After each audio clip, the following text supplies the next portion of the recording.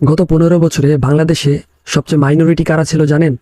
যারা ইসলাম প্র্যাকটিস করত, যাদের মুখে দাড়ি আছে, যারা নিয়মিত 5 ওয়াক্ত নামাজ পড়ে এবং যারা পরিপূর্ণ পর্দা করে, এমনকি যারা নিজের ফেসবুক ওয়ালে নিজের ধর্মের কোরআন হাদিসের বাণী প্রচার করে। তাদেরকে জামাত শিবির বা জঙ্গি ট্যাগ দেয়া হতো। এমনকি কোন ইসলামিক বই রাখতেও ছাত্ররা ভয় পেত।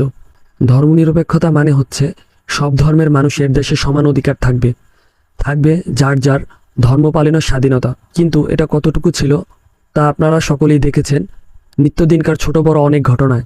ইসলামের বাহ্যিক বৈশিষ্ট্য বহনকারী ব্যক্তিরাও এক প্রকার মানুষের বাঁকা দৃষ্টির শিকার হতেন। তাদের উপর বিভিন্ন ট্যাগ লাগিয়ে তাদেরকে বিভিন্নভাবে হয়রানি করা হতো।